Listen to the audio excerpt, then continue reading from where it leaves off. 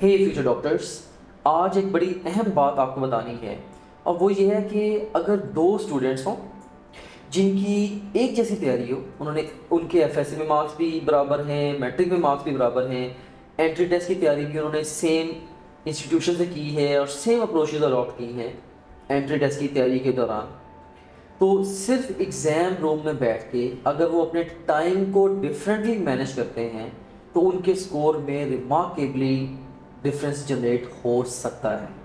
यानी कि इवन 100 से 200 नंबरों का डिफरेंस भी सिर्फ इस पॉइंट पे क्रिएट हो सकता है कि वो अपने टाइम को डिफरेंटली मैनेज कर जाएं with same concept, same knowledge, same skills, everything is same. So exam में बैठ के आप अपना टाइम कैसे मैनेज करते हैं, ये बहुत ही एक अहम तरीन एस्पेक्ट है। I would say time management is one of the most important and the most vital skill for exam success. So मैं आपको टाइम मैनेजमेंट के कुछ हैक्स देने वाला हूँ और इन हैक्स ने हज़ारों स्टूडेंट्स के लिए वर्क किया है and I am damn sure they will work for you as well. Hack number 1 है plan your time and pace yourself accordingly. आपने अपना जो टाइम है उसको पहले से ही प्लान कर लेना। देखें, एग्ज़ाम ऑलरेडी गिवन है, आपको पता है कि इतना टाइम है पूरे के पूरे एग्ज़ाम का, इतने क्वेश्चंस हैं, पर क्वेश्चन मेरे पास इतना टाइम है और पर सब्जेक्ट मेरे पास कितना टाइम होगा, राइट। सो फिजिक्स का एक क्वेश्चन ऑन एवरेज कितना टाइम लेता है और केमिस्ट्री का और बायो का और इंग्लिश और लॉजिकल रीजनिंग का एक क्वेश्चन ऑन एवरेज कितना टाइम लेता है। सो ये बहुत सारी इन्फॉर्मेशन आपके पास ऑलरेडी है और इस इंफॉर्मेशन को यूटिलाइज करते हुए आपको ये चाहिए कि आप पहले से ही अपना एक प्लान रेडी कर लें, बल्कि अपने टाइम चेक्स आप बना लें कि जब एग्ज़ाम में आधा घंटा गुजरेगा तो उस वक्त मैंने बायोलॉजी के 50 क्वेश्चंस से अटैम्प्ट कर लिए होंगे और इसी तरीके से 1 आवर के ऊपर मैंने इतना एग्जाम अटैम्प्ट कर लिया होगा एंड सो ऑन। तो इस तरह से आप खुद ही अपने लिए टाइम चेक्स बना लें और फिर आप अपने आप को अकॉर्डिंगली पेस करें। अगर इसमें याद रखना कि एग्ज़ाम को आपने टू स्लो या टू फास्ट अटैम्प्ट हरगिज़ नहीं करना। अब बच्चे जो है ना वो दो तरह की गलती करते हैं इस पॉइंट को लेके। कुछ बच्चे वो एग्ज़ाम को टू स्लो अटैम्प्ट करते हैं। देखो, कोई होता है कि एक एक क्वेश्चन को 3-3 दफ़ा स्टेटमेंट्स को पढ़ा और बड़ा सोच समझ के जी आखिरी मेरा फाइनल एग्ज़ाम में आंसर लगाया, ओके। एंड इस अप्रोच से मे बी एक्स्ट्रा टाइम लगाने से बहुत सारे क्वेश्चन उनके ठीक भी होते जा रहे हैं, लेकिन गॉड फॉरबिड अगर एंड पे 20-30-40 सवालों के लिए उनके पास टाइम ही ना बचा, then what will they do and who knows कि वो सवाल इतने आसान हो जैसे 2 और 2 4 हो गए, राइट। और इसी तरीके से कुछ बच्चे ऐसे भी होते हैं जो कि बहुत ज़्यादा स्पीड से एग्ज़ाम को अटैम्प्ट करते हैं। उनको लगता है एग्ज़ाम बहुत आसान है, शुरू में जनाब को 2-4 सवाल देखे उनको ईजी लगे और वो जनाब खुश होकर खुशी से भूल गए और ओवर कॉन्फिडेंट हो गए और बड़ी स्पीड से ओवर स्पीड से एग्ज़ाम को अटैम्प्ट करना स्टार्ट कर दिया। और अब क्या होगा, जब वो ज़रूरत से ज़्यादा रफ्तार से एग्ज़ाम को अटैम्प्ट करेंगे, क्वेश्चन को अटैम्प्ट करेंगे, now they will commit silly mistakes. Silly mistake से क्या मुराद है, सवाल को प्रॉपरली पढ़ा ही नहीं, थॉरली उसके कीवर्ड्स को फोकस नहीं किया, सारे ऑप्शंस को पढ़े बगैर आंसर कर दिया।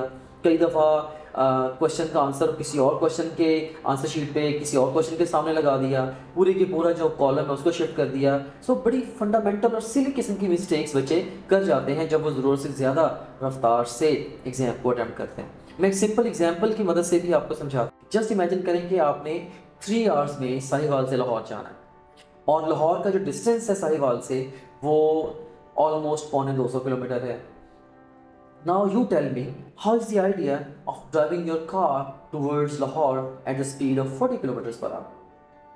So of course अगर आप 40 किलोमीटर पर आवर की रफ्तार से गाड़ी चलाते हुए लाहौर की तरफ जाएंगे तो आप 3 आवर्स में ओनली 20 किलोमीटर डिस्टेंस तय करेंगे, जिसका मतलब है कि you will not be there in time. और इसी तरीके से how is the idea of driving your car towards Lahore at the speed of 150 kilometre per hour? It's a good idea और it's a bad idea? What do you think? No, it's not a bad idea. It's a terrible idea. There's a good chance कि accident होगा और God forbid आप लाहौर पहुंचेंगे ही, right. So same exam को लेके भी है। अगर आप बहुत स्लो एग्जाम को अटैम्प्ट करेंगे, एंड पे बहुत सारे क्वेश्चंस अनआंसर्ड रह जाएंगे। अगर आप बहुत ज़्यादा स्पीड से क्वेश्चंस को अटैम्प्ट करेंगे तो आप बेसिक या फंडामेंटल या सिली मिस्टेक्स करेंगे जिससे बिला वजह आप एग्जाम में अपना स्कोर ठीक ठाक लूज कर जाएंगे। याद रखना, एग्ज़ाम को बहुत स्लो अटैम्प्ट करने में कोई कमाल नहीं है और एग्ज़ाम को बहुत हाई स्पीड से अटैम्प्ट करने में कोई कमाल नहीं है। आपका कमाल इस बात के अंदर है कि आप पूरे टाइम को मैक्सिमली यूटिलाइज करके मैक्सिमल स्कोर के लिए फाइट करें। So this is what you are suppose to do. इसीलिए मैंने कहा है कि plan your time and pace yourself accordingly. अपने एक well thought out plan in writing मैं समझता हूँ कि आपके पास पहले से होना चाहिए। ना सिर्फ प्लान आपको बनाना चाहिए पेपर पे, बल्कि उस प्लान के तहत 5-10 FLP भी आपने अटैम्प्ट किए हों, ताकि आपको उस प्लान के साथ स्टिक करना आ जाए और रियल एग्जाम में बस उसी प्लान को आप एग्जीक्यूट करें। Alright, so it takes me to hack number 2।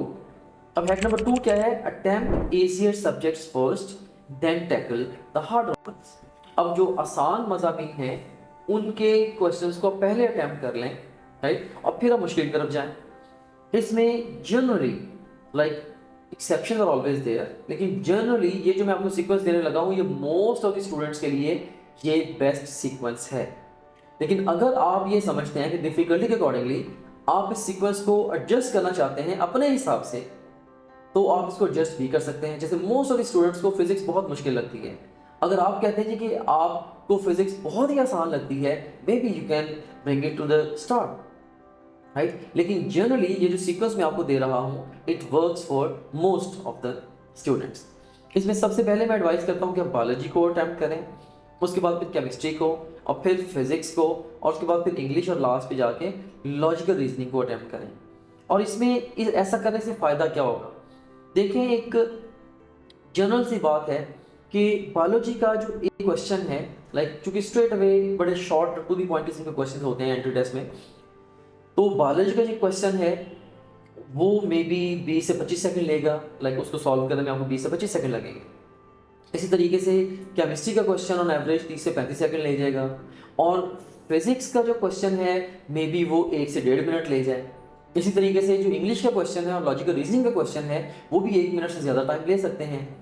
सो आपने बेसिकली बायोलॉजी और केमिस्ट्री से टाइम को बचाना है, और अदर सब्जेक्ट्स जो कि मोर टाइम कंज्यूमिंग सब्जेक्ट्स हैं उनके ऊपर टाइम को इन्वेस्ट करना है, राइट। सो इसीलिए ये वाला जो सीक्वेंस है ये एक सजेस्टेड सीक्वेंस है।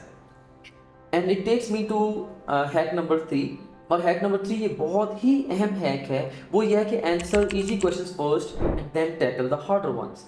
पहले आपने आसान सवालों को अटेम्प्ट करना है, फिर मुश्किल को अटेम्प्ट करना है।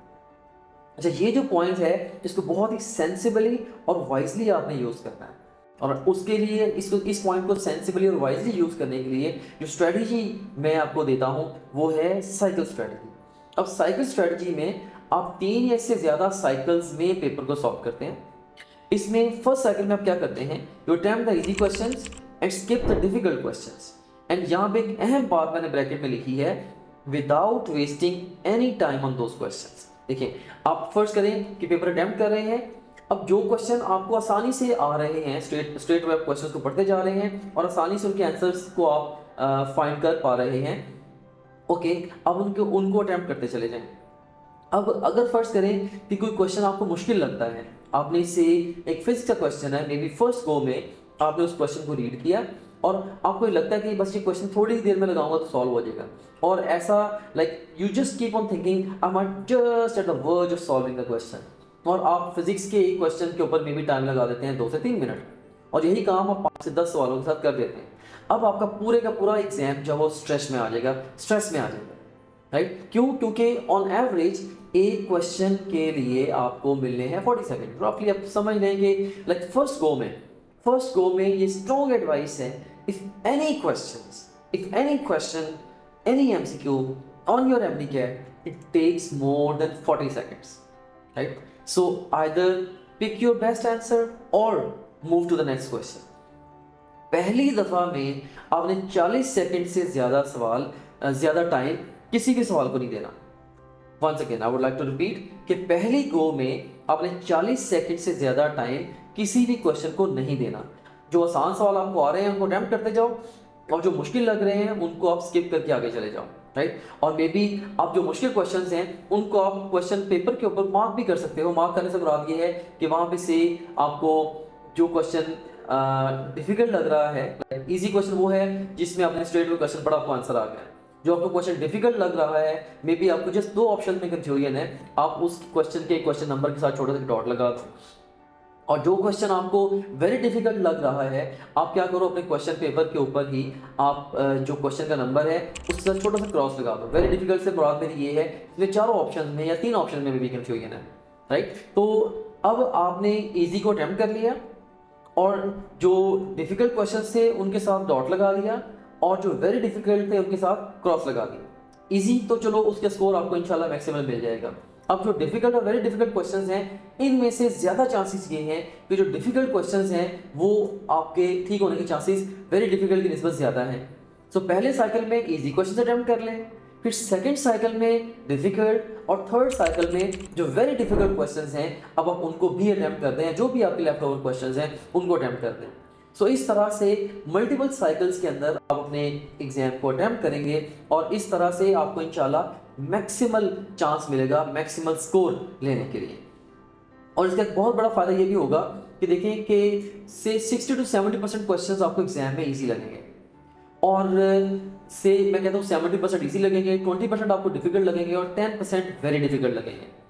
और 70% क्वेश्चंस ऐसे होने हैं जो कि most of the students correct attempt करेंगे, जो 20% क्वेश्चंस ऐसे होंगे जो कि अक्सर बच्चे वो भी सही अटेम्प्ट करेंगे, और जो वेरी डिफिकल्ट क्वेश्चंस हैं वही casting vote type of questions होते हैं। उन्हीं क्वेश्चंस में जो आपने डिफरेंस क्रिएट करना है उसने आपको वो स्कोर देना है जो बाकी बच्चों का नहीं आना या दूसरे बच्चों के ऊपर कंपैरेटिव एडवांटेज देना है। The point I want to generate is, अगर आप इजी क्वेश्चन से टाइम को बचाएंगे, ऑन एवरेज मे बी मैं कहता हूँ जी ऑन एवरेज एक क्वेश्चन के लिए आपको टाइम मिल रहा है 1 मिनट से, just for sake of discussion. और अगर आप इजी क्वेश्चंस को पर क्वेश्चन 30 सेकंड में सॉल्व करते हैं और हर क्वेश्चन से आप 30 सेकंड बचा रहे हैं, अब जितना टाइम आपने बचाया है इस टाइम को आप तसल्ली से इन्वेस्ट करते हैं डिफिकल्ट और वेरी डिफिकल्ट क्वेश्चंस के ऊपर, तो आपके उन क्वेश्चंस के सही होने के चांसेस भी बहुत ज़्यादा बढ़ जाएंगे, राइट। सो इसीलिए ये जो साइकिल स्ट्रेटजी है ये स्ट्रांगली रिकमेंडेड स्ट्रेटजी है फ्रॉम माय साइड, और इस स्ट्रेटजी ने हज़ारों स्टूडेंट्स के लिए वर्क किया है एंड इंशाल्लाह I have firm believe it will work for you as well. Trust me, it will work for you. And so ये हमारा थर्ड हैक था कि एग्जाम में बैठ के आपने टाइम को कैसे मैनेज करना है। सो इन तीनों हैक्स को आप टाइम मैनेजमेंट के लिए लाजमी तौर पे अप्लाई करें, success will be your favour इंशाल्लाह। Thank you very much, see you soon with another video. You can also download TopGrade app from Google Play Store or App Store. Visit www.topgrade.pk. For more information, contact the given numbers.